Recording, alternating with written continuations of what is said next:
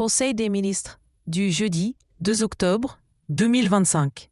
L. Dissolution de l'Association professionnelle des représentants indépendants CUNET.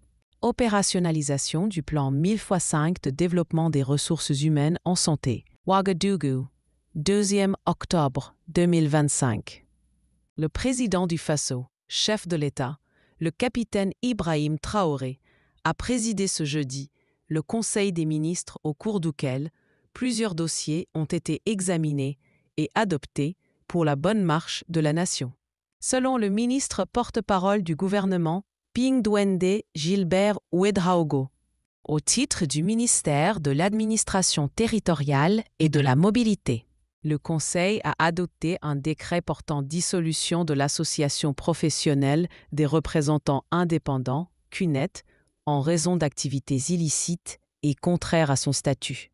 Conformément à l'article 80 de la loi du 17 juillet 2025 portant liberté d'association.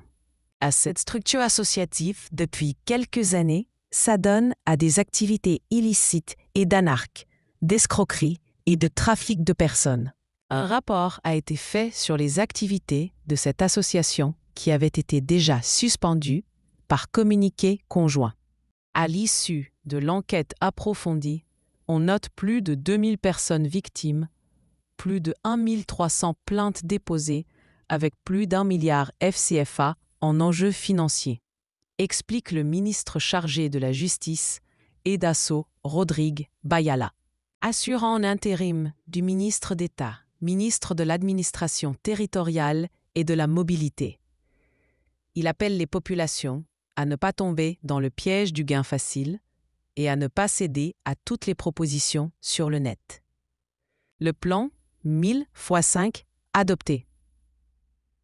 Pour le compte du ministère de la Santé, le Conseil a adopté un rapport relatif au plan 1000x5 de développement des ressources humaines en santé en appui à l'initiative présidentielle pour la santé. Pour le ministre Robert Lucien Jean-Claude Gargougou, il s'agira de recruter et de former chaque année jusqu'en 2030 5000 médecins, pharmaciens et chirurgiens dentistes pour notre pays et de faire en sorte que 310 médecins, pharmaciens et chirurgiens dentistes puissent disposer de spécialisations dans des domaines extrêmement pointus et approfondis.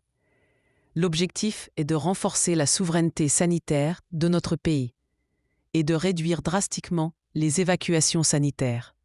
Il s'agira aussi de recruter 500 assistants hospitalo-universitaires, médecins, pharmaciens et chirurgiens dentistes pour venir en appui à cette formation des spécialistes. De recruter autour de 10 480 paramédicaux pour animer les centres médicaux communaux et enfin de faire en sorte que 250 médecins, pharmaciens, chirurgiens dentistes spécialistes qui se sont formés à titre privé puissent être reclassés.